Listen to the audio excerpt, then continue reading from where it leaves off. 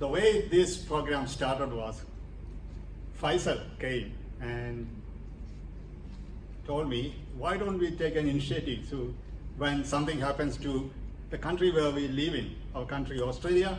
We have done a lot of things for our best to help the state from where we come from, Kerala, but somehow it looks as if not much is done about our country, which is Australia. So Faisal came up with this initiative and I'm just helping him out, being the MC. And first of all, I pay my respect and acknowledge the traditional owners of this land, the direct people. And secondly, the format is pretty relaxed. ഇംഗ്ലീഷിലോ മലയാളത്തിലോ ഇഷ്ടമുള്ള രീതിയിൽ നിങ്ങൾക്ക് സംസാരിക്കാം. വളരെ relaxed ആണ്, town hall സ്റ്റൈലിലാണ്. ആരും സ്റ്റേജിൽ കയറിയല്ല, stage തന്നെ അധികം പൊക്കമില്ല, പക്ഷേ സ്റ്റേജിൽ കയറിയല്ല. നിങ്ങൾക്ക് ഇഷ്ടമുള്ള പോലെ സംസാരിക്കാം. ആദ്യമായിട്ട് തുടക്കം ബുഷ്ഫയർ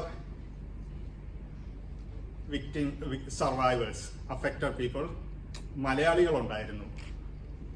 അങ്ങനെയുള്ള ഒരു മലയാളി, അദ്ദേഹം ബേറ്റ്സ്മാൻ ബെയിലാണ്, വളരെ ദൂരെയാണ്, വരുവാൻ ബുദ്ധിമുട്ടുണ്ട്. അദ്ദേഹത്തിൻ്റെ അനുഭവങ്ങൾ ഫോണിലൂടെ സംസാരിക്കുന്നു. അപ്പോൾ മൂസക്കുട്ടി അദ്ദേഹത്തിൻ്റെ ഉണ്ടായ കഷ്ടതകളും അദ്ദേഹത്തിനൊപ്പം തന്നെ വേറെ ഒട്ടനവധി മലയാളികളുണ്ടായിരുന്നു. അതെല്ലാം ദയവ് ചെയ്ത് ഇവിടെ കൂടിയിരിക്കുന്ന ആൾക്കാരോട് പങ്കുവയ്ക്കുകയാണെങ്കിൽ എന്ന് അപേക്ഷിക്കുന്നു. ഇവിടെ നമ്മള് സാധാരണത്തെ ഒരു ദിവസം മാതിരിയായിരുന്നു തുടങ്ങിയിട്ടുണ്ടായിരുന്നെ. 31-ാം തീയതി അന്ന് രാവിലെ ജോലിക്ക് പോകാൻ വേണ്ടിട്ട് നമ്മൾ ഡ്രസ്സൊക്കെ ഇട്ടിട്ട് പുറത്തിറങ്ങി ഇങ്ങനെ പുറത്ത് നിൽക്കുമ്പോഴാ സാധാരണത്തിൽ ചൂട് ഒരുപാട് കൂടുതലാണ്. ഒരു 7-8 മണിയാവുന്ന സമയത്ത് 30 ഡിഗ്രി ചൂടൊന്നും ഇവിടെ കണ്ടിട്ടില്ല. അങ്ങനെ എന്താ ചെയ്യേണ്ടത് ഇങ്ങനെ പുറത്തുനിന്ന് ആലോചിച്ച് നിൽക്കുമ്പോഴായിരുന്നു പെട്ടെന്ന് കണ്ടും പോയി, ഫോൺ നെറ്റ്വർക്കും കട്ടായി. എന്താ ചെയ്യേണ്ടതെന്ന് ഒരു ഐഡിയ ഇല്ല. ആകാശം ഇങ്ങനെ കളർ മാറിക്കൊണ്ടിരിക്കുക. ഈ കളർ മാറിയിട്ട് പെട്ടെന്ന് നമ്മുടെ അയൽവാസി ഇപ്പഴത്തെ വെള്ളക്കാരൻ മാറി പറയുകയാണ്, നിങ്ങൾക്ക് ഫോൺ കോള് കിട്ടിയില്ലേ? എന്ത് ഫോൺ കോളെന്ന് ചോദിച്ചപ്പോഴാണ് പറയുന്നത്, വീട്ടിൽ നിന്ന് ഇവാക്യുവേറ്റ് ചെയ്യാൻ വേണ്ടിട്ട് ഫോൺ കോള് കൗൺസിലിൽ നിന്ന് വന്നിട്ടുണ്ടായിരുന്നു, നിങ്ങൾ ഇറങ്ങിക്കോളെന്ന് പറഞ്ഞത്. അപ്പോ ആ ഒരു സീനിലാണ് ഇത് കാര്യം സീരിയസ് ആയെന്ന് മനസ്സിലാവുന്നത്. അപ്പോ ഞങ്ങളെ വീട്ടിൽ നിൽക്കുന്നതിന്റെ നേരെ മുമ്പിൽ എന്റെ വേറൊരു മലയാളി ഫാമിലി ഉണ്ട്. അവരും വന്നു. എന്നവര് നഷ്ടം അങ്ങോട്ട് ഇറങ്ങിയെടുക്കുക, അത്യാവശ്യം വേണ്ടതെല്ലാം പാക്ക് ചെയ്തെടുക്കുക. നമ്മുടെ സർട്ടിഫിക്കറ്റ്, പാസ്പോർട്ട്, അങ്ങനെ നാട്ടിലത്തെ പേപ്പറും ഇതെല്ലാം ഉണ്ടാവില്ല. അതൊക്കെയാണ് തലയിൽ ഓർമ്മ വരുന്നുള്ളൂ. സാധനങ്ങൾ എടുക്കാനാണെങ്കിൽ അപ്പോഴും കുറഞ്ഞു. അങ്ങനെ കിട്ടിയതൊക്കെ എടുത്തു. ഒരു 1/2 മണിക്കൂറിനുള്ളിൽ വീട്ടിൽ നിന്ന് ഇറങ്ങി. മോളെയും ഭാര്യയുടെ ഞാൻ ഇവിടെ അടുത്ത് തന്നെ ഒരു ബീച്ച് ഉണ്ട്, ഒരു 1.5 കിലോമീറ്റർ അപ്പുറത്ത്.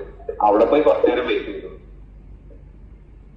പിന്നെ നമ്മുടെ ഒരു ഫ്രണ്ട് ഉണ്ട് ഇവിടെ 2 കിലോമീറ്റർ അപ്പുറത്തുള്ളത്. അവര് പറഞ്ഞു വീട്ടിലേക്ക് വരുന്നു. ആദ്യം അവിടെ പോയി. കുറച്ച് കഴിഞ്ഞപ്പോ ആ വീട്ടിന്റെ ഉള്ളിൽ നിറച്ച് പോകാം. നല്ല കട്ടി പുറത്തൊക്കെ ഇങ്ങനെ ചുവപ്പ് കളറായി നിൽക്കുന്നുണ്ട്. കണ്ടിട്ടാകെ പേടിയാവും എന്താണ്. പക്ഷെ ഇവിടുത്തെ വെള്ളക്കാർ കാമായിട്ട് നിൽക്കുന്നുണ്ട്.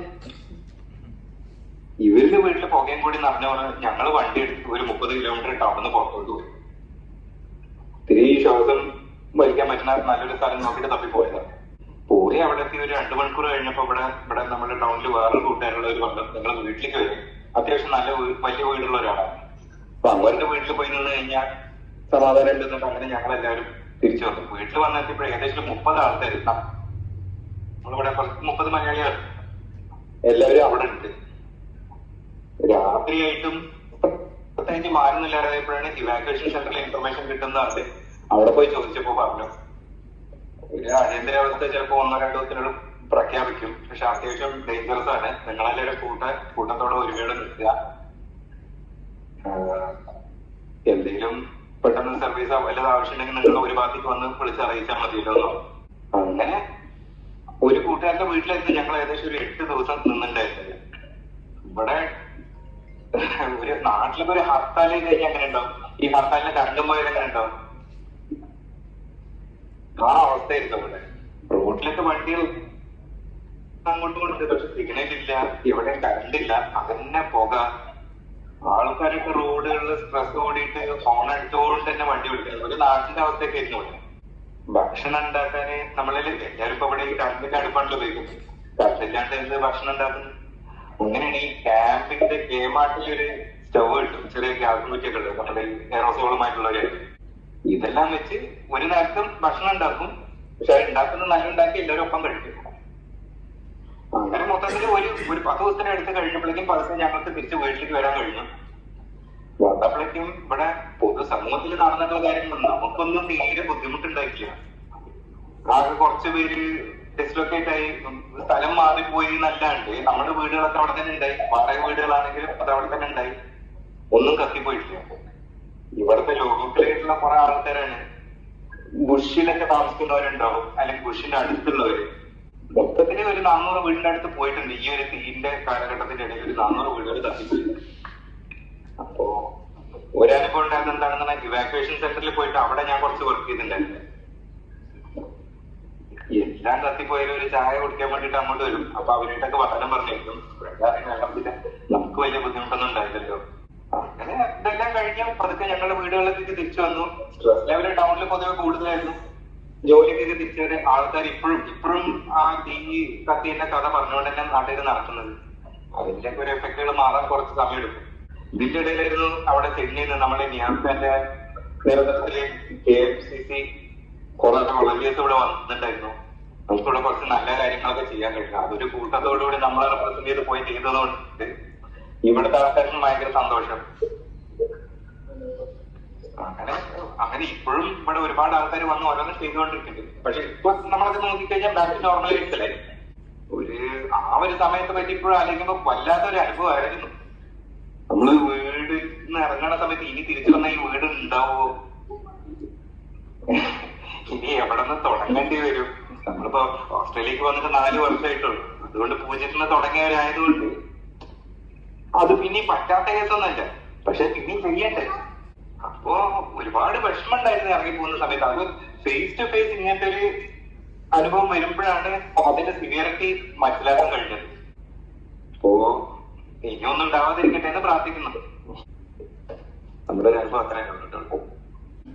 അപ്പോൾ മൂസക്കുട്ടി പറഞ്ഞു കഴിയുമ്പോഴത്തേക്ക് ഒരു ക്വസ്റ്റ്യൻ ആൻഡ് ആൻസർ, സദസ്സിലുള്ളവര് ചോദ്യങ്ങൾ ചോദിക്കാം, അങ്ങനെയുള്ളൊരു സംവാദം പോലെ. സംവാദമല്ല, അവര് ചോദിക്കും. അങ്ങനെയാണ്. അപ്പൊ പറഞ്ഞ എല്ലാം തീർന്നു കഴിയുമ്പോഴത്തേക്ക് എന്ന് പറയുകയാണെങ്കിൽ അടുത്ത ചോദ്യോത്തര പരിപാടിയിലേക്ക് കിടക്കാം. ഓ ആയിക്കോട്ടെ. ഓ മോശക്കുട്ടിയെ, നിയാസ് ഇവിടെ സുഖല്ലേ? പിന്നെ നമ്മളിവിടെ ഒരു 3-4 അതെ നിയാസ്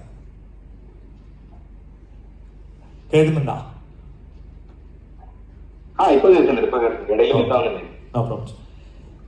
നമ്മളിവിടെ 3 ആഴ്ച മുമ്പ് വന്നിട്ടുണ്ടായിരുന്നല്ലോ. അന്നത്തെ സിറ്റുവേഷനും പിന്നെ ഇന്നത്തെ സിറ്റുവേഷൻ, അപ്പോൾ ഏകദേശം 3 ആഴ്ച കഴിഞ്ഞു. ഇന്നത്തെ സിറ്റുവേഷൻ എന്താണെന്ന് കുറച്ച് എക്സ്പ്ലെയിൻ ചെയ്യണം. ഏകദേശം ഒരു എന്താണ് ഇംപ്രൂവ്മെന്റ്സ് ഇതുവരെ അവിടെ ചെയ്തിട്ടുണ്ട് ബൈ വോളണ്ടിയേഴ്സും പിന്നെ എയ്ഡ് വർക്കേഴ്സും അവർ വെച്ചിട്ട്. പിന്നെ അതിൻ്റെ നടുവിൽ ഞങ്ങൾക്കറിയാം, നമ്മൾ മോഗോ കഴിഞ്ഞിട്ട് അവിടെ ഒരു ബാർബിക്യൂ ചെയ്തിട്ടുണ്ടായിരുന്നു. അവിടെ വന്ന് പിന്നെ അവിടെ ഒരു ബുഷ്ഫയർ അതിൽ ഉണ്ടായിരുന്നു എന്നൊരു ന്യൂസ് ഉണ്ടായിരുന്നു. ഞമ്മ വന്നിട്ട് നെക്സ്റ്റ് ആഴ്ച അതിൻ്റെ എഫക്റ്റ് ഒന്ന് പറയണം. പിന്നെ മഴ വന്നിട്ട് ഫ്ലഡായിട്ട് കുറച്ച് ബുദ്ധിമുട്ടായിട്ടുണ്ടായിരുന്നു പറയുന്ന ഒരു ന്യൂസ് കിട്ടിയിട്ടുണ്ടായിരുന്നു. ആ 3 പോയിന്റ് ഒന്ന് എക്സ്പ്ലെയിൻ ചെയ്തിട്ടുണ്ടെങ്കിൽ. അപ്പോ 3 ആഴ്ച മുമ്പ് നിങ്ങൾ വന്ന സമയത്ത് ആൾക്കാർ ഏകദേശം കാര്യങ്ങളൊക്കെ റിയാലിറ്റിയിലേക്ക് എത്തി തുടങ്ങുമായിരുന്നു. ഒരുപാട് ആൾക്കാർ അപ്പോഴും ടെന്റിലൊക്കെ താമസിക്കുന്നവരൊക്കെ ആയിരുന്നു. പിന്നെ എന്താണ്, ഇവിടെ കുറെ ഈ പബ്ലിക് ആയിട്ടുള്ള ആൾക്കാരുടെ ഗവൺമെന്റിന്റെ എന്നല്ല, ഇടനിലക്കാരായിട്ട് വോളണ്ടിയേഴ്സ് ആയിട്ട് വർക്ക് ചെയ്യുന്ന ആൾക്കാരുണ്ട്. അവരുടെയൊക്കെ സഹായം കാരണം കുറെ ആൾക്കാർക്ക് ഈ ടെമ്പററി ഹൗസിങ് എന്തിലാണ് ഈ നമ്മളെ കണ്ടെയ്നറിന്റെ ഉള്ളിലൊക്കെ വീടുണ്ടാക്കിയിട്ടുള്ള അങ്ങനത്തെ സെറ്റപ്പ് കുറച്ച് പേരൊക്കെ ചെയ്തു കൊടുക്കുന്നുണ്ട്. പിന്നെ ഒരുപാട് ആൾക്കാർക്ക് ഗവൺമെന്റ് ഹോട്ടൽ റൂമുകളൊക്കെ അവര് ഫണ്ടിങ് പ്രൊവൈഡ് ചെയ്ത് അവരൊക്കെ ഇപ്പോഴും പുറത്തന്നെയാണ്. ഇൻഷുറൻസ് കമ്പനികളൊക്കെ സമ്മതിച്ച് വന്ന് ഇവരുടെ വീട് ഉണ്ടായി തുടങ്ങണ്ടേ. അപ്പൊ ഒരുപാട് ആൾക്കാർ പുറത്തുനിന്ന് വേറെ വീടുകളിലേക്ക് മാറും, വാടക വീടുകൾ അങ്ങനത്തെ ആയിട്ട് ഡിസ്ട്രിബ്യൂട്ട് ആയിട്ട് നിൽക്കുന്നു. പക്ഷെ 3 ആഴ്ചക്കുള്ളിൽ വലിയൊരു വ്യത്യാസം വന്നെന്താ, അന്ന് നിയാസ് വന്ന സമയത്ത് അപ്പോഴും തീ കത്തിക്കൊണ്ടിരിക്കുകയായിരുന്നു. ഇവിടെ പല സ്ഥലങ്ങളിൽ തീ കത്തിക്കൊണ്ടിരിക്കുകയായിരുന്നു. ഇപ്പൊ 2-3 ദിവസം നല്ല മഴ ഉണ്ടായതായിരുന്നു.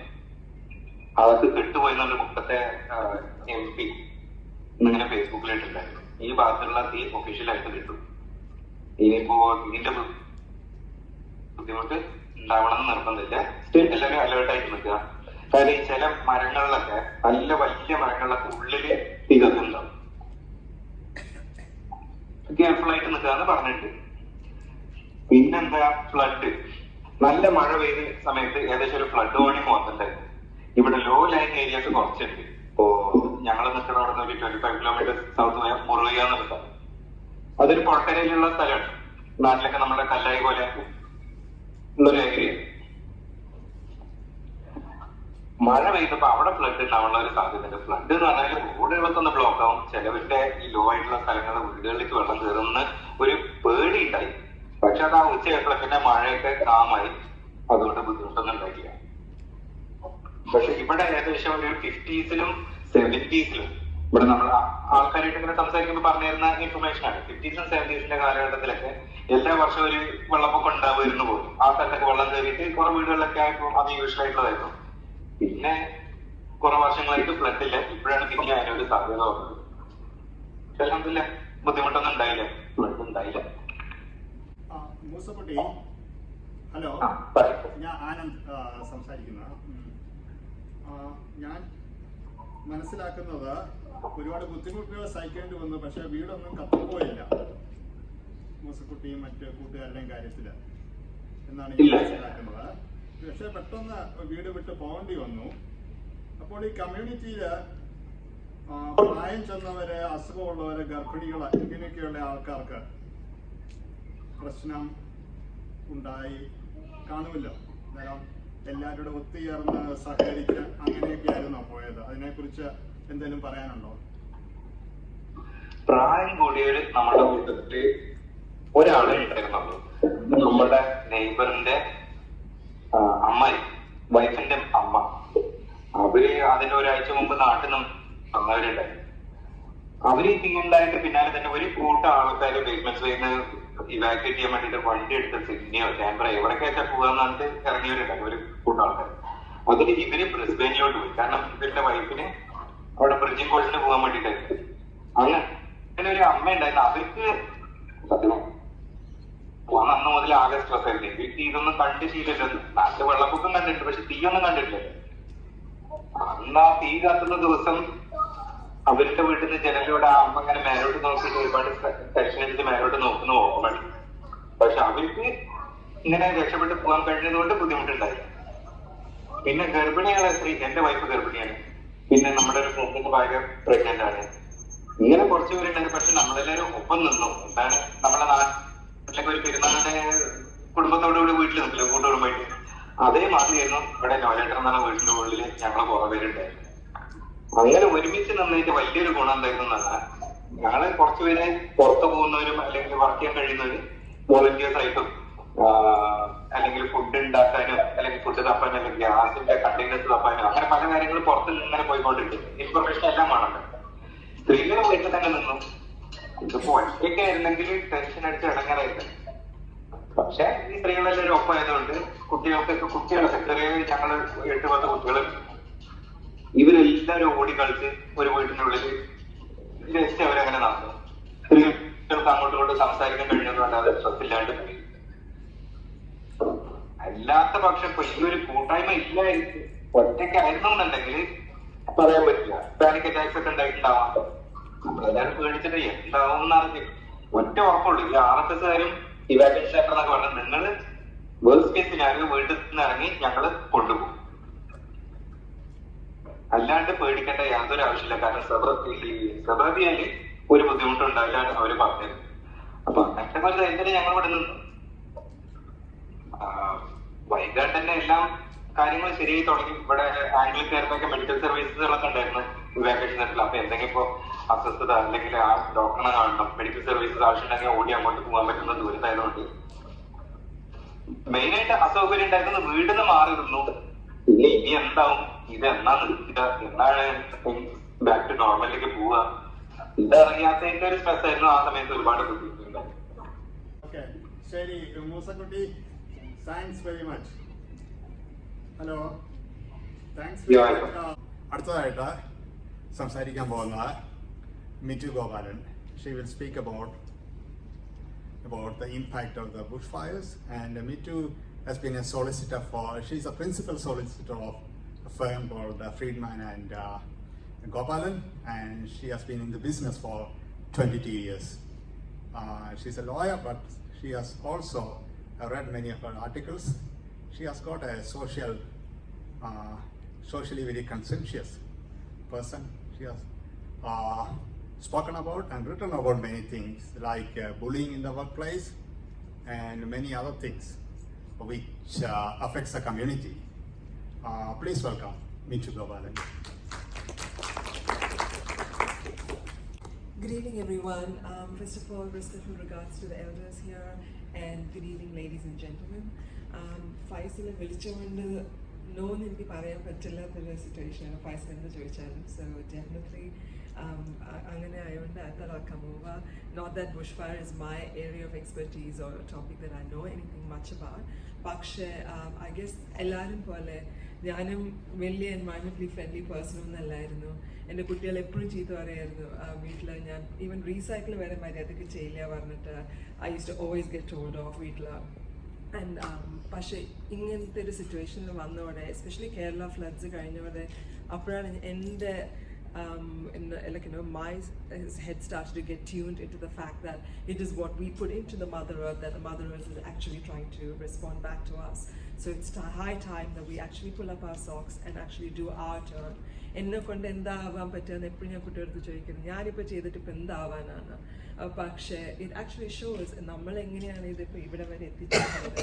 The way we take care of our environment has actually impacted us deeply and really badly, and time has come so that നമ്മളും നമ്മുടെ കുട്ടികളും അവരുടെ കുട്ടികളും and beyond that ഇനി ഇങ്ങനെ വരാതിരിക്കാൻ വേണ്ടി what can we do? And unfortunately നമ്മൾ ഇത്രയും കാലം ചെയ്തുകൊണ്ട് the impact that is being made is really bad. And what has happened ആണ് ഫൈസലും ആനന്ദും കൂടെ സംസാരിക്കാൻ പറഞ്ഞിരിക്കുന്നത്. And Anand, thank you so much for the kind introduction, very kind of you. അത്രയൊന്നും deserving അല്ല, പക്ഷേ very humble, thank you.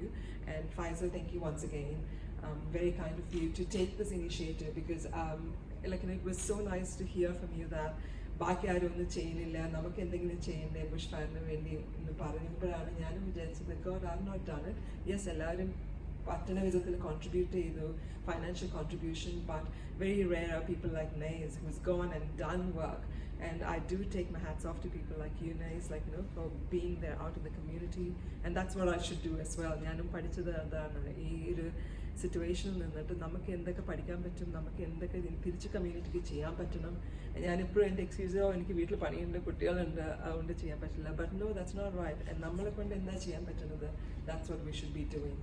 But anyway, coming back to the topic that I've been assigned to do, let's look into what exactly and how exactly has our community been affected by this bushfire.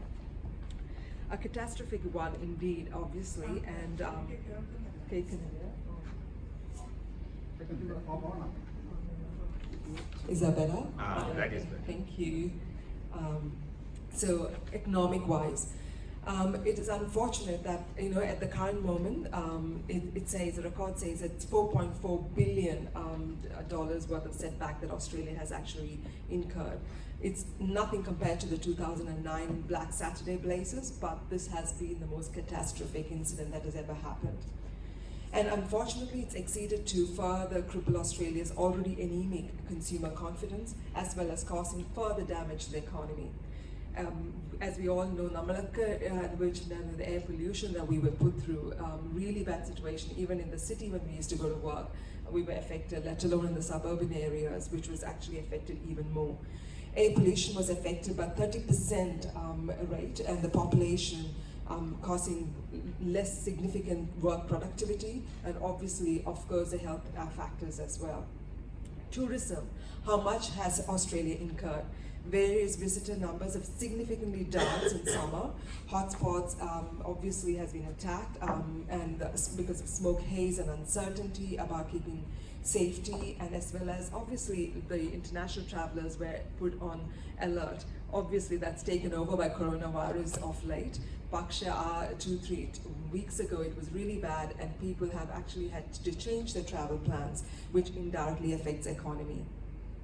And obviously our tourist spots like Kosciuszko National Park, Thredbo Resorts were all closed down during the summer school holiday period, and the peak season, which is when they make their income, has been affected. While it is still too early to know the full economical and commercial impact, it is predicted to rise to hundreds and millions of dollars. Insurance, that's another thing that we are all going to pay the price of. About 4,300 insurance claims totaling $297 million have been lodged so far, where this just relates to the incidents that have been reported thus far and more yet to come. Insurance industry has confirmed that the disaster is likely to have drastic effect on insurance premiums.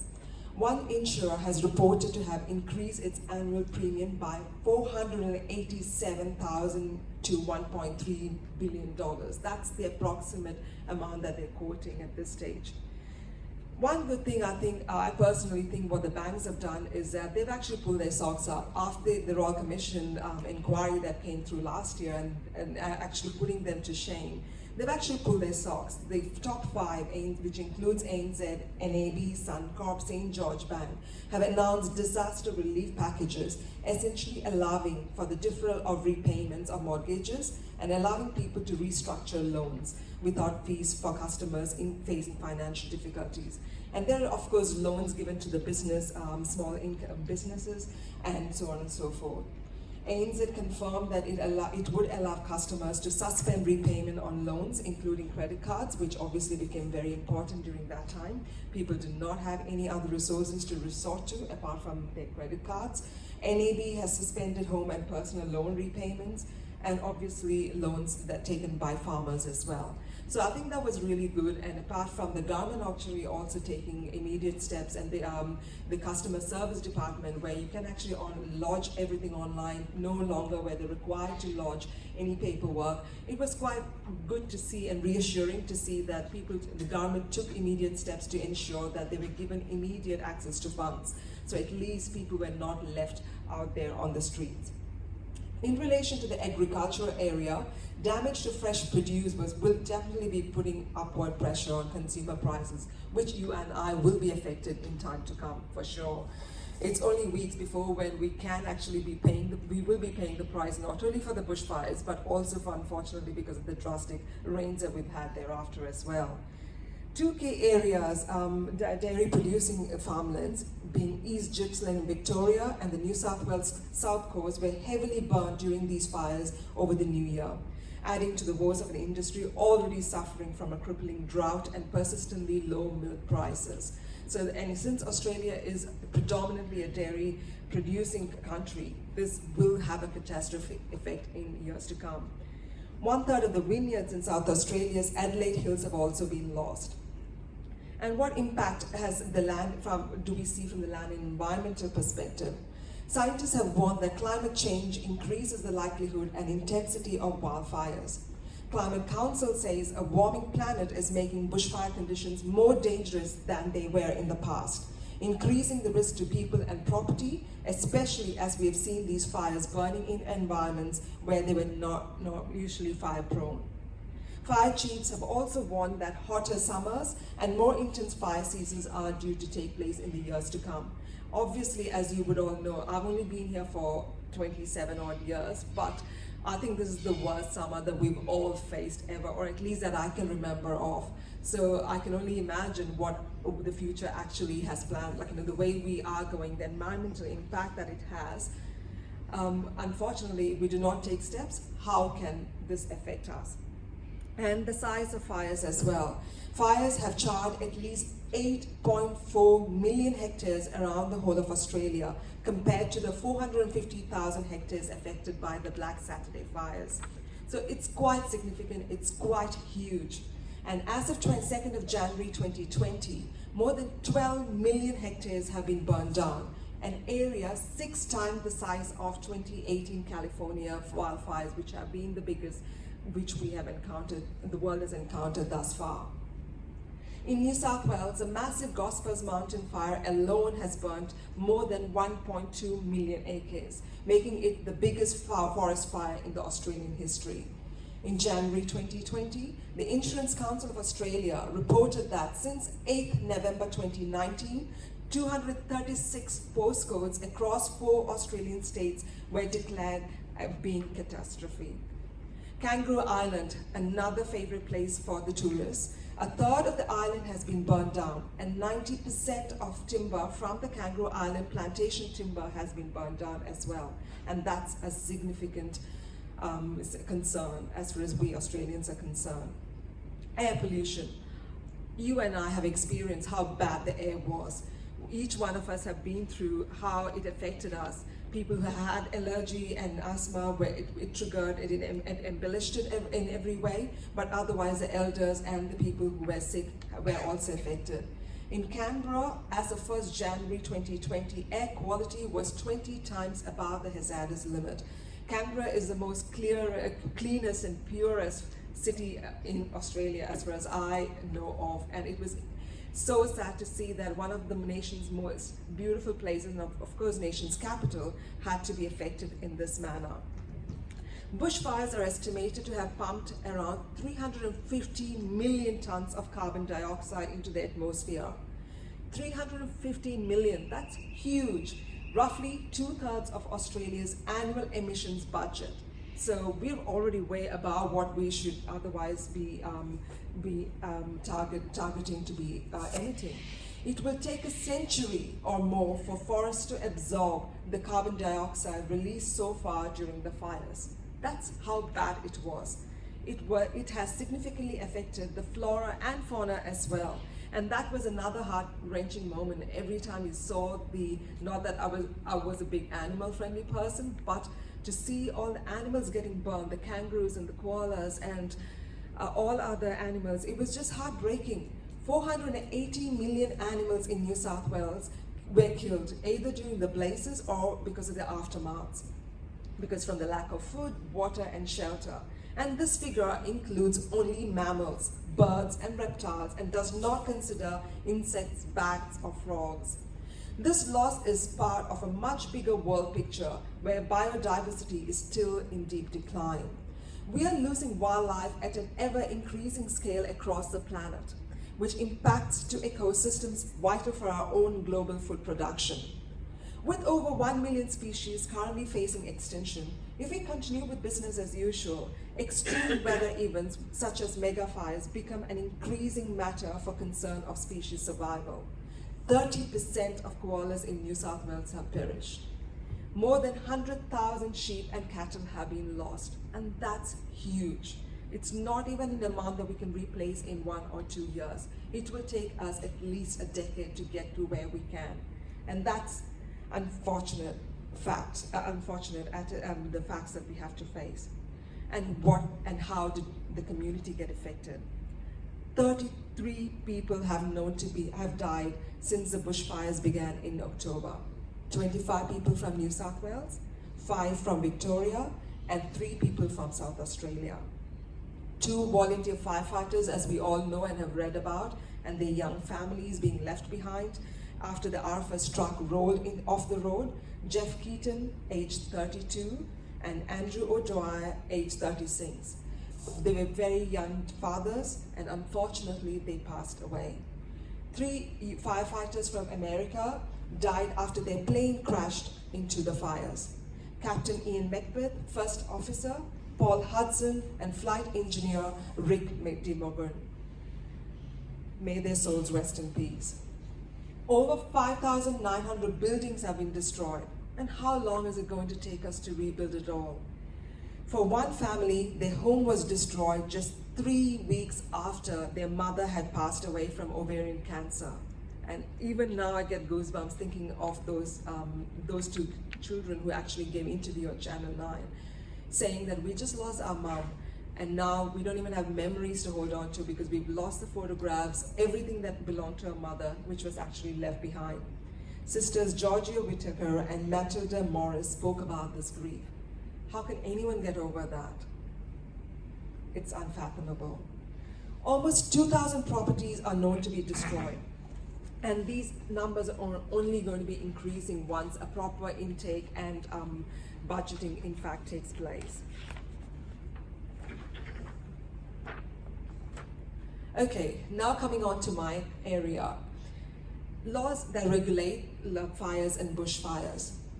When there are total fire bans actually proclaimed, what do? We still go ahead with barbecues. We still light a fire at the backyard.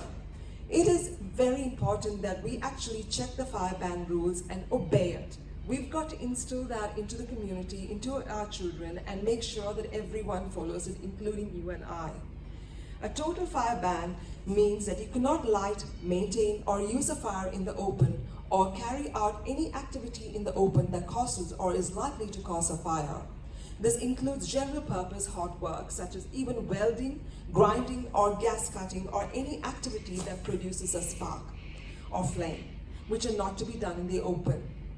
It includes wood fire pizzas as well as a tandoori oven, because I know people who have had tandoori oven who are saying that that's okay, I can do it because it doesn't actually light fires outside the tandoor. No, it is included when a fire ban is actually put in place.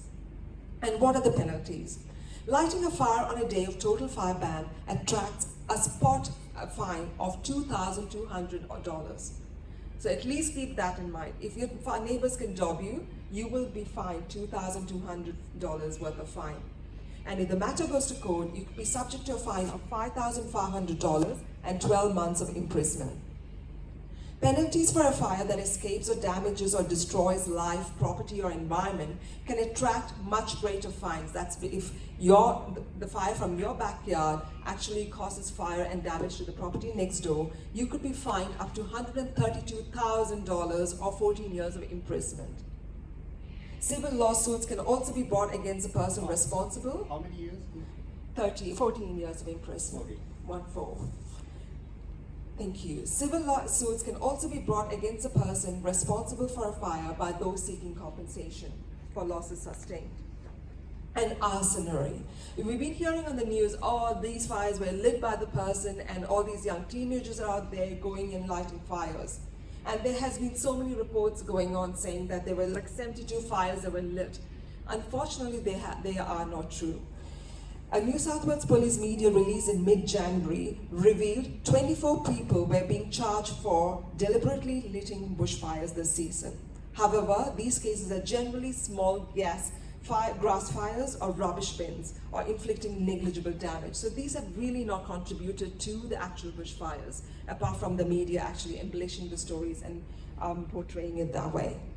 In truth, less than 1% of the land in New South Wales this bushfire season can be reliably linked to arsonery, and even less in Victoria, where 0.03% of the land burnt can be attributed to the suspicious circumstances, and no suspicious fires were recorded in South Australia.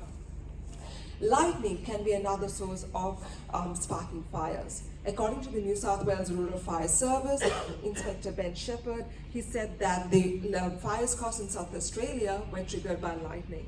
So that is another issue that the government will have to look into in relation to the environment impact and how that can in fact be controlled. Arson is of course illegal under the Crimes Act 1900, where there are 4 distinct kinds of offences which it can fall under. 1, it could destroy, or if you actually destroy or damage property, Section 195 of the Crimes Act says that a person is deemed to commit an offence. Or if you intend to cause injury to someone because of the fire.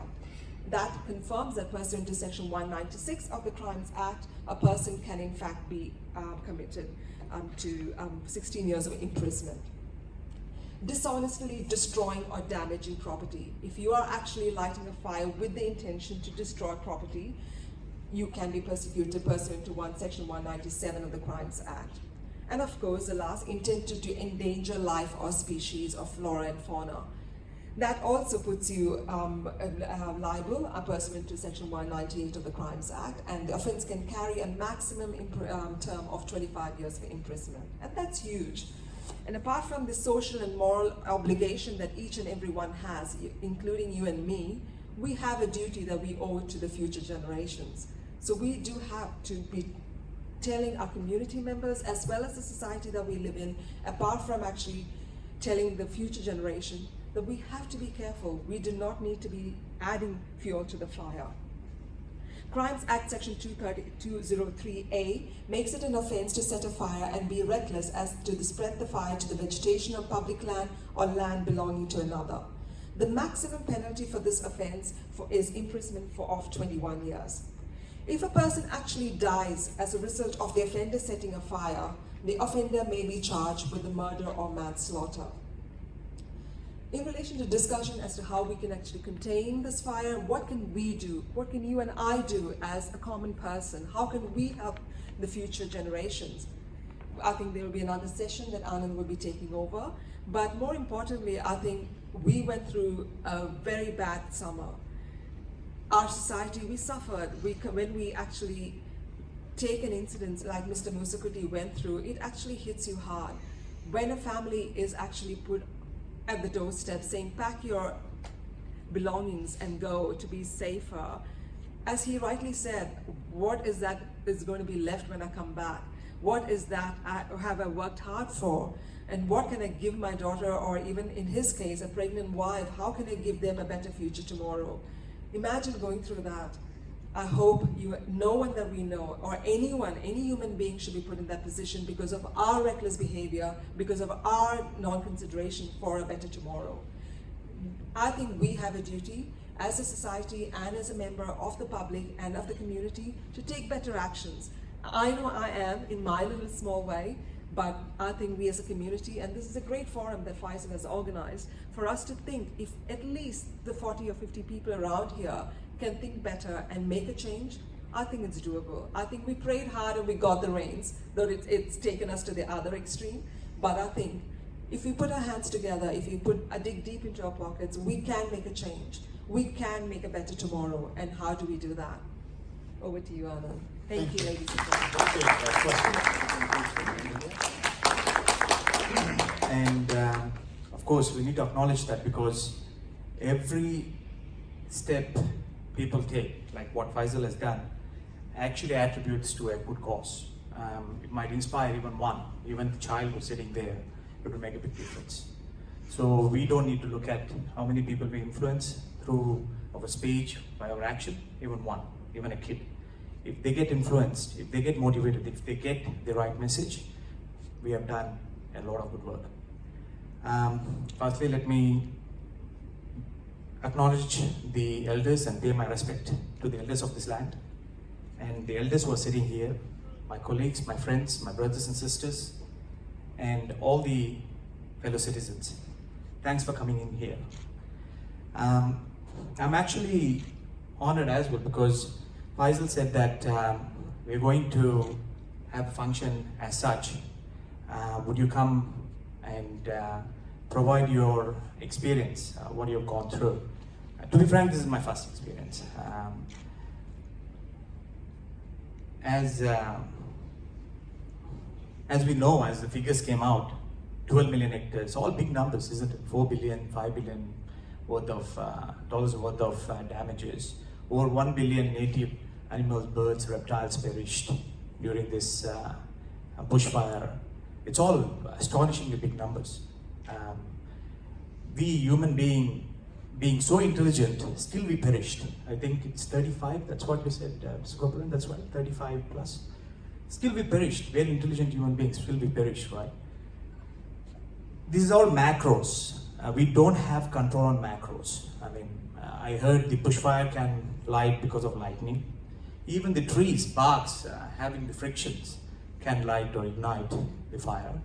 And Australia being such a large country with such a challenging landscape, it's inevitable that we would end up with this kind of disasters, right?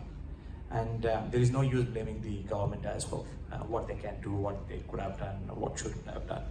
think we are all part of that entity as well. So we have our own needs that we need to establish and go and do something. That's how something came across.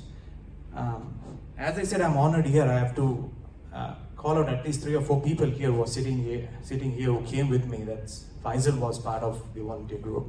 Ashik, who's sitting here, was part of the volunteer group. Shaheen, who's sitting in the corner, was part of the group. So I'm representing you all today. Okay. And Safiyata, actually, Safia came there as well. Did I miss anyone who's present here and have not noted? And so I'm representing you all. So let me take that pleasure as well, because without your help, it's financial, emotional, physical, it was not possible. It's not possible at all. Right, now, Faisal said, keep it sweet and short. Do you have a script? I said, no, I don't have a script. So I don't have a script. Just let me know 5 minutes before I need to wrap up, and I will try and do that. WhatsApp is a good way. Sometimes Faisal says WhatsApp biryani doesn't work in WhatsApp, so can we have a sensible talk in some of the groups? So it started off, the thing is that we have seen Facebook donation collection. I think one of the Facebook group collected close to $70 million or something like that, and it went up to $100 million. There's a lot of small organization, individuals collecting. I think it's close to $400 or $500 million, or close to $1 billion now, right? It came through. I have been part of that donation. I'm pretty sure you all have been part of that donation process. Everyone has given something or the other. For me, from my point of view, it was not sufficient. I was just thinking that if we are physically able and mentally capable of doing something, then we have to do something about it. That's when a group of people, we got together, we had a meeting. Can we do something? Let's go back to the community, raise some funds, and then rather than giving, it's good to give to all bigger organizations, there's nothing wrong about it. But if you do study about their modality and the management structure, you will probably understand certain weakness they have to. It's forced weakness. It's not that I'm blaming them, but that's how they operate, right? But we have, smaller organizations have more power because we don't have bureaucracy to deal with. You have 4 or 5 people sitting there who are head of the organization, you have members, and you have the community who actually trust you and enable you to do something. You need to use that power which is given to you, because it's the best thing you can do as a small organization. I want to tap into that part of it, right? It's a macro side, micro side of things. Macro we can't. I said fire that. The micro is what we can do ourselves, right? That's how it started off. But then the challenge was, we collected about $3,500 in 3 days, 3 to 4 days. It was a small thing. We wanted to go on one weekend, but the road closure didn't allow us, and then we needed to move to the next weekend. The challenge was, what I'm going to do with the $3,500? What if I buy bottles or noodles or nappies, kid stuff? But then we heard a lot of news saying that, oh, you don't do that, you don't do this, there's extra amount of bottles and waters, we don't do this. So the challenge was plenty. So this is something that you all can take away as an individual or an organization. Musa Kuti was there, we know him very well. So the reason we choose that part is because we had someone there already. And we know that was the most affected area as well. So there are 2 reasons. And we have emotional connection. You always need to find some emotional connections when you want to do this kind of things. If you don't find emotional connections, you can't do anything. So try and find what emotionally connects you to something that you want to do, right? It's emotional. Emotion is the one which drives everything. You want to go and buy a product, it's emotional. If I want to come and stand here and want to talk to you, it's emotional. If I take emotions out of it, there's nothing there left. So try and find some emotional stuff. So Musa Kuti was emotional, connected. Called him up and said, mate, we want to come there. What we want to do is, we want to make sure that whatever we have collected want to be 100% utilized the way it should be utilized. We called council 1 week response, not happening. We called the MP's office, no response. Someone will call back. We called Red Cross. They're busy with a lot of stuff. They can't do that, can't do this. Finally, I told Musa Kuti, you need to find someone local who's passionate, who's emotionally attached with all these things, who's running around doing something there right away. He said, give me about 1 day. I'll come back to you. He did a great job. He found a volunteer, Batemans Bay logistic team. They called 6 people who are locals but they were on the field doing everything. Someone calls in, they go there, I was connected with Matt. I had a chat with Matt and I said, we want to do this. Then Matt, I said, we have certain amount of dollars, we're going to go shop and bring everything. We have a truck, we'll put it in that truck or van, whatever it is, we'll come there. You know, the best thing he said, don't do that. Because there is something called as business, which operates in Batesman's Bay, right? It's all closed. They had Christmas stocks, all these things. They don't know what to do with it. And shops are open now, but there is no business. And all the cash flow is completely gone. Why don't you bring that cash? That's the first beautiful lesson we all can take.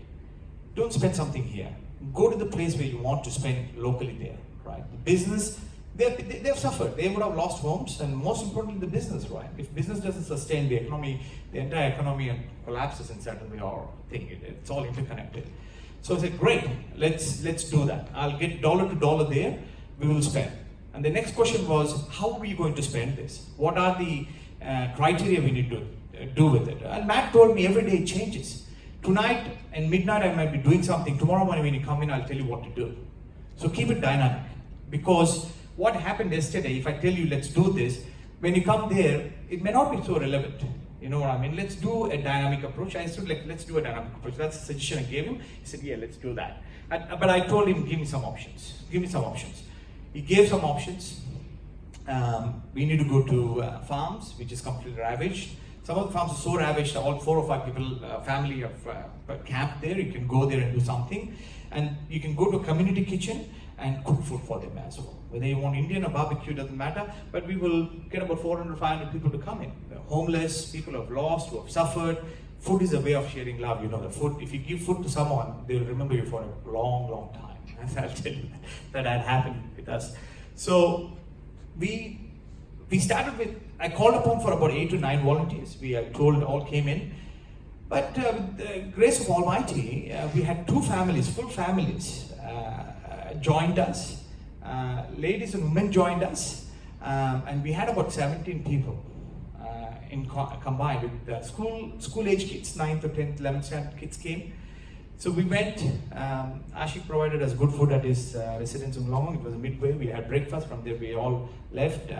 On the way it was, you could see, it's endless, it's burnt, like, you know, don't get me wrong, even Australia is such a beautiful place, even the burnt tree, but it had this yellow thing and black thing, it was looking really beautiful though, really beautiful. But the thing is, we know the effect of it has caused, and devastation it's caused. Endless, it was like miles and miles upon miles. We went to Matt, he gave us a brief as a team. And so what we did was, we went to a hardware shop and we spent about $2,000, close to about $2,000, $2,500 to buy tools. So we bought the tools, all the good tools. The business got the business owner got business, and they charged us full, no discount. But the company, for example, Makita, had given them 30% rebate. That means they are benefiting out of it. So the question was, again, we had community members coming back, oh, if you go to Woolworths or Coles, a 24 bottle would cost you $6, maybe on special. But if you go there, it might be $20. The response I gave them was, it doesn't matter. Doesn't matter. We are spending money for them, right? Paying $6, I don't know who benefits it, but if you go and pay $20, at the end of the day, the donation we have collected is for them. If they want to charge, then let it be, because they are the people we want to benefit, right? It's fine, it's okay. I'm not concerned about it. So that's how it worked out. Of course it is expensive there, it's a thing. So we bought the thing, a trainee came in, his house was affected. So we made it to 2 groups. Ladies and kids went to a shop, bought $1,000 worth of barbecue meat. And the men and the able kids who are physically fit, we went to a town called Mogo, that was the worst affected area across Australia. Mogo was completely burnt down from end to end. Like, it doesn't matter, every inch of the land was burnt down. We were very emotional. We went in, kids, small kids, school-going girls, boys, family, a small tent, it's leaked, things is ripped apart. The food, water, everything exposed, like, everything exposed. The bottles are exposed.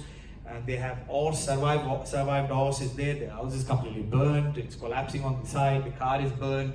The entire tree is burnt. We have a video which we will share with Faisal. We would probably send it to Ashik, actually captured through drone from the top. So the plan was to build a shed. So we bought the tools. We bought the pillars and all was from the tree. We cut down the tree and we shaped it down. We had project managers. We built the shed for them within 4 or 5 hours, a 4 into 4 meter shed, which enabled them to shift all the food items, bottles, everything into the shed. And they said they would build the side walls and they would probably start using it. That's one thing we did. And the next thing, the ladies went to community kitchen. They started doing the barbecue. We actually went there to have food in between after taking a break. They served and they advertised in local radios, community news, and all those things that a team from Sydney has come in. They cooked a lot of food. $1,000 worth of meat is a lot. They did. And apparently we left about 5:30, but apparently 500 locals came and had food. And they were talking about it, like, who you are, what are you doing here? It's so nice to see you guys. And we had a lot of interview, got a lot of feedback, and they started doing it. We went back to the Mogo area, we completed the shed. We interviewed a lot of people. And when we went back, we actually took some meat, cooked meat to the farm here and everything. I think I've never seen anyone celebrating as happily as they did. I think it was one of the group locals went and got the food, a tray of barbecue meat and everything. The moment the food came, they asked, "Is it for you?" So no, we had it. It's for you guys. They were like, kids, mom, dad, look at this. Oh my God, look at this barbecue, dad, these sausages. It's the feeling of that was unbelievable. A food was so important for them. I'm pretty sure, being an Aussie, they eat meat every day, but I can feel that the moment they saw food after maybe a week or two, such kind of good food, it was unbelievable. So that is our experience. So if you're doing something, as I said, you have a lot of power being a local organization. Collect the money, go back to locals, deal with someone you trust, using the local contact. Of course, because you don't want to spend something which is not relevant and you don't know what it is. You might be wondering what happened to the tools. We gave it to the tradie, okay? Because he lost everything. We gave the tradie. We had 2 sets of full tools, which was about $1,200, $400 per set. One set is still remaining there, but we have asked them to find the right tradie who's volunteering and who has lost something. Give it to them. So Matt is overseas. He said he's going to come back this week, and he will make sure that goes to a tradie who's helping them to help them as well, right? So that's how we managed it. It was a very fulfilling part of our activities.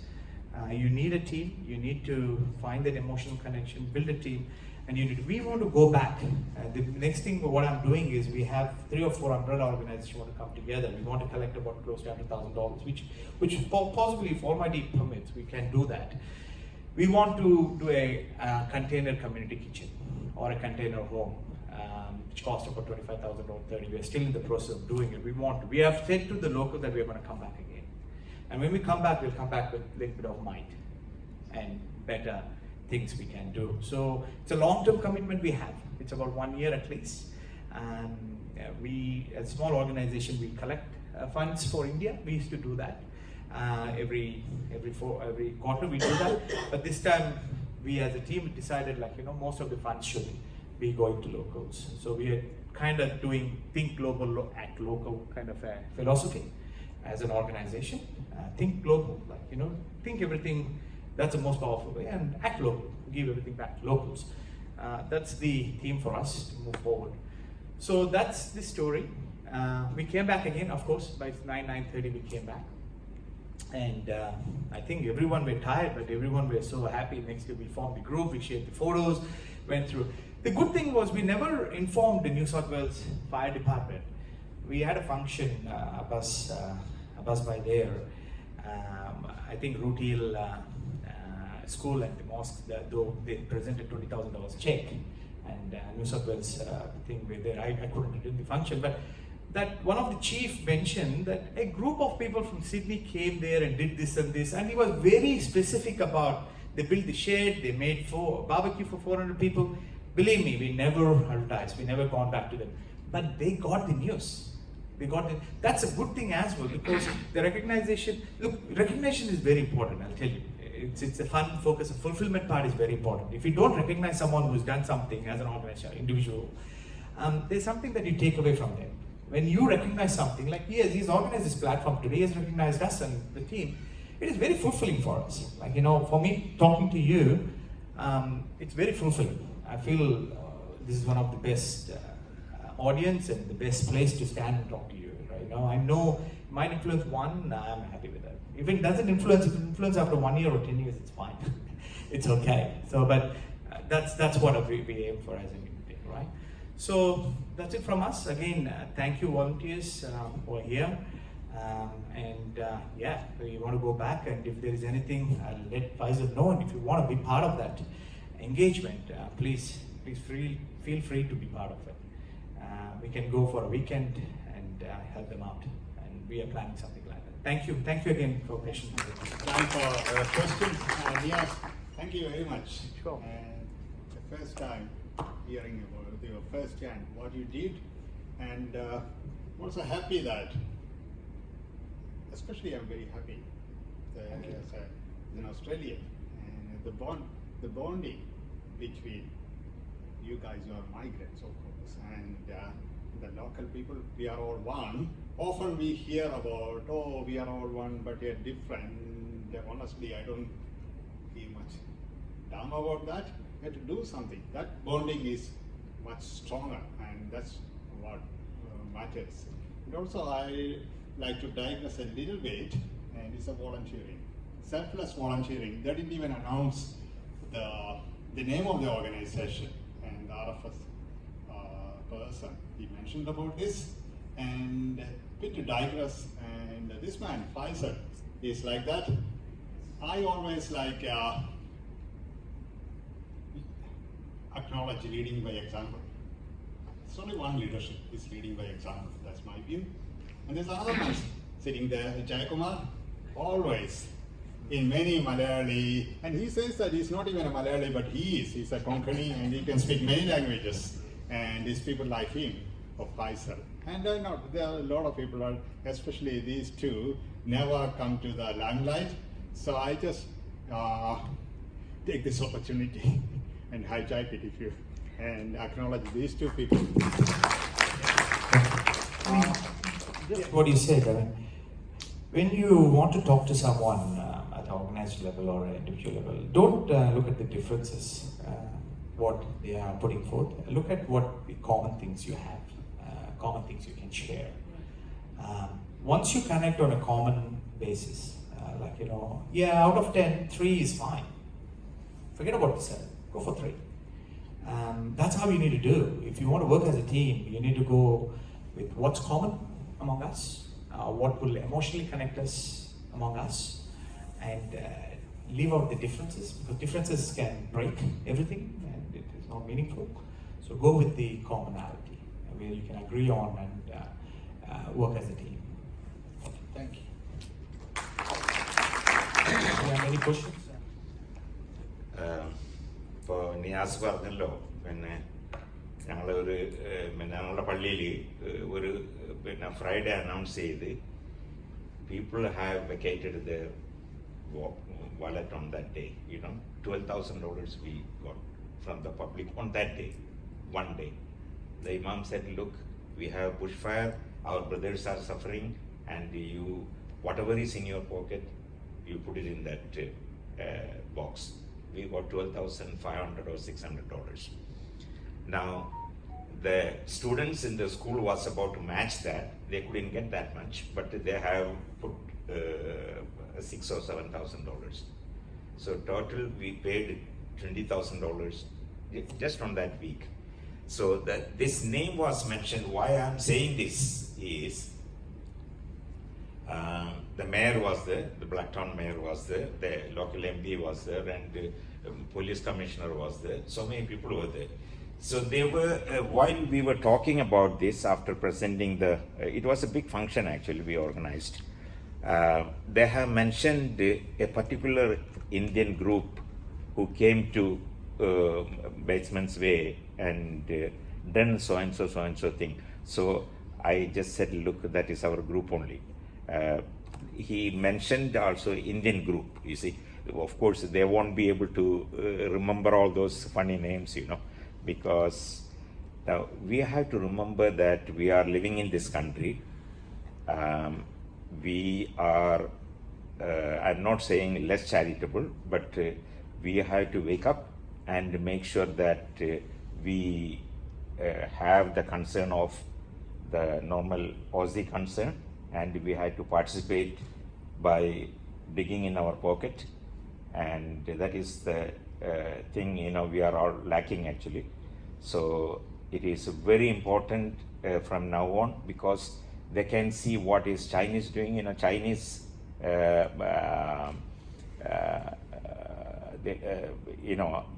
their Lands Club, I think they have paid nearly $250,000, Chinese group.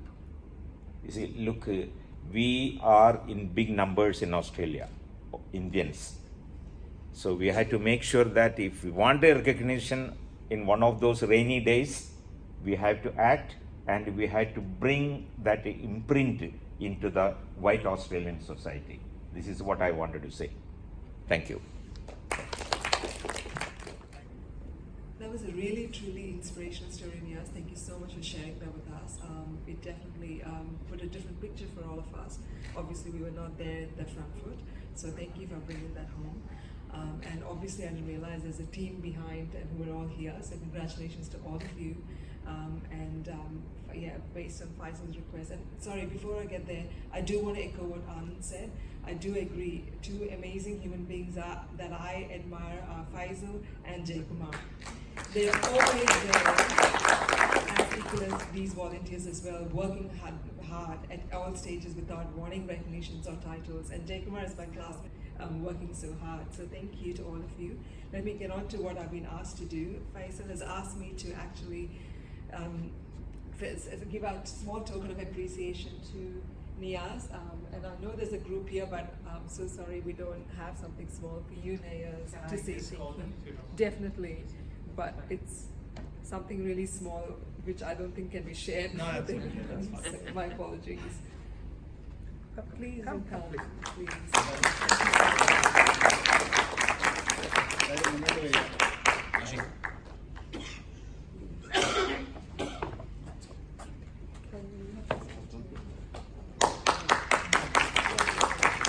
We have done to all of you, each and every one of you. Thank you for being an example to all of us, and keep spreading the joy that you guys are actually bringing to everyone. Thank you.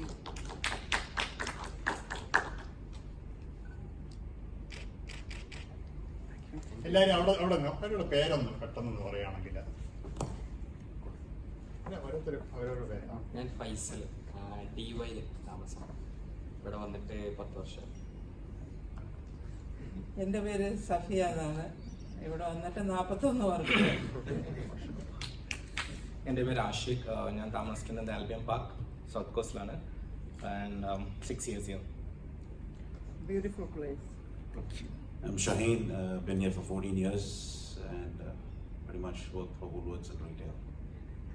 And my name is Niaz, and our Faisal was saying, with your permission as well, can you say the organization which did this behind? I really didn't want to call out, but of course, and he's a hardcore, member of our organization, and he's always in the forefront. It's called KMCC, New South Wales Incorporation Limited. We are more of these things. We like to have a volunteer team, relief team. That's what we do. We have even reached out to the Lebanese family who got affected at the Oatlands. We reached out and said, if you have anything like come into the garden work, cleanings, just let us know. They've acknowledged that. This is the things like small things. We want to be part of the local community, more of a relief volunteer efforts as much as we can. So it's KMCC New South Wales. Faisal, thank you for reminding me. It's not that it's not to come there. What does KMCC stand for? What is it? History is big. It's Kerala Muslim Cultural Center. Worldwide, we have over 100,000 members. It's very active in Middle East. More of charitable organization. They build houses, borewell. Doesn't matter which community where it comes from. Very active in Kerala and across the part of. But the organization survives and sustains for long since 1947 onwards, right? It's because of volunteers, like what we do. Relentlessly, we want to go there and do the best we can. Building homes and hospitals, donating wheelchairs back home in India. We have done a lot of work like that. We have done borewells for the community, especially during the flood. It's a good thing. We did a Kannur Sharif show. Who came to Kannur Sharif show, which was held here? I'm pretty sure many came here. We collected about $2,500 in profit. We did a borewell project at a local community. During the flood, I heard that was one of the surviving borewell, which had a pump and the tank, where entire community from that region were flocking in to get drinking water. Because that's one source of pure drinking water they could. When I heard that, it was like, wow, that's what it matters, right? So it's small things. We want to just do it for the community that helped during the flood. So we want to do more kind of a project. That's what we do. Thank you. Thank you. That was great. And so resonates with what Nia said was people are talking about this organization. I just remember that Khalsa Aid also did a week, lend a big hand, and the Australian Defence Force members, they came in, can you a selfie with you? That's the power of volunteering, and that's also the power of showing that the migrants are accepted as Australians without any prefix.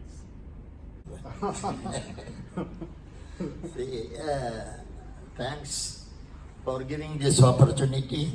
My name is Qasim. I greet all of you and I thank for bringing your presence here. If you are not here, I am the only one sitting. So each one of you is important. Your presence is important. You will get plenty of fly-by point for having done this much service at least, but those fly-by points you can cash it only after this life.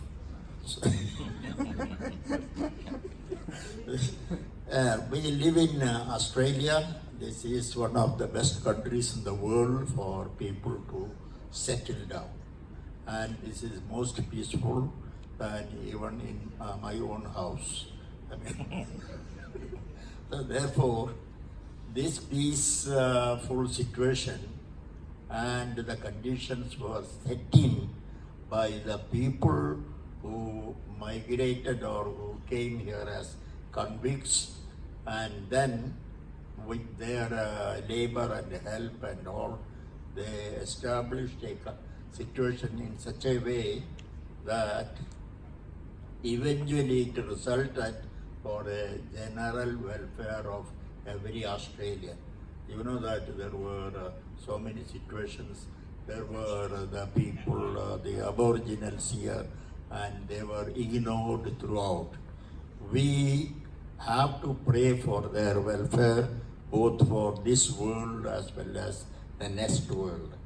Whenever I say anything, I always include the next world, because I believe that life is continuous and that is only an exit to the next world. So whatever is your fate in the next world will depend upon the good job that you are doing now, like this group who volunteered to go to the suffering people to elevate their morale, and also being there just to say that we though look different, we are here. This is the country which is supporting us. This is the country which made us the so-called lucky country. Therefore, we have to pray for the welfare of this country, the inhabitants of this country, especially for the Aboriginals. And then we have to share the values We enjoy it. We participate in good as well as bad times. This is a moral principle that everybody has to do. This is our zakat. You know, zakat means purification. Any civilized person will do that. You are called a civilized person only if you consider other people as yourself. So then only that quality comes to you. So we get the benefit or being happy or rich or say peaceful in this country. So we have to share with the extra of what we have. Not all that what we have, something which we have surplus with the rest of the people. That is what is called zakat. If you don't do that, the rest of the property or the wealth or the influence or the position that you have is prohibited or haram. So your own wealth becomes haram if you don't share the surplus of your wealth, your position, your facility, your power in this country with others. So this is applicable not only here, it is applicable all over the world as a unit of humanity. Thank you for listening to me, and I hope you will all get more fly-by-point for participating in this. Wow, that was a great message. And Kyle, to go to the really affected areas, and you spend one day there. And that was really encouraging for all of us. And I know all of us contributed something to the victims and their families, some way financial, some sent us a lot of groceries to help them. And of course, it's a time to express our solidarity to the victims and their families. So as an Australians, we all live in Australia. We have to support our brothers and sisters, one who is suffering through the bushfire and other natural calamities. So we all are doing that. I really appreciate all of us. In different ways, we are contributing something. Other thing, we want to do some charity work, like we all are enjoying our life in Sydney. But bushfire is not affected much in Sydney, but other areas like interior is affected much. And many people lost their lives, and especially the volunteers and who came from America to do the volunteer work in Sydney, Australia. And 3 Americans died. That was very shocking news for all of us. Whenever we were watching the TV, it was really shocking. That's how affecting the fire to many people. It's a really shocking news and emotional situation, how we can help them. Everyone cannot go there to help them, but we can do something at least. Don't think I am doing alone or someone is doing something. So do something, at least doing nothing. That's my message. Each and everyone to do something, whatever you can. Just donate something if you can, or go and do some physical help to them. And this is an ongoing process, like, that we cannot stop just a 1 month time or 2 months time. This is an ongoing process. How many people lost their houses and how long it will take to build their houses and property get back. So we have to support them again and again. That's it. That's my message. I know all the association is supported in financially. There was a lot of contribution was going on, like financial support. So all the associations send the money, $10,000, $5,000, $15,000, whatever they collected, all the money to send. But this is an ongoing process. So again, we have to support the victims and families to get back their real life. That's all I want to say. Thank you so much. Thank you. It's great to. The victims and families, the sufferers of the bushfire. Thank you very much. I'm really proud of them for what they did, and I would like to volunteer in future as well. Very good.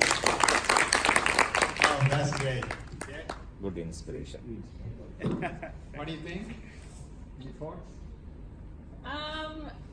Yeah, I will just echo in saying it's really nice to see, you know, all of you do and contribute what you can, especially as the younger generation when we're not in a position to really make as much change, or we think that we can't.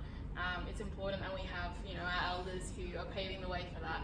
So thank you, and it's important that we all do continue these conversations as we are doing today. Thank you.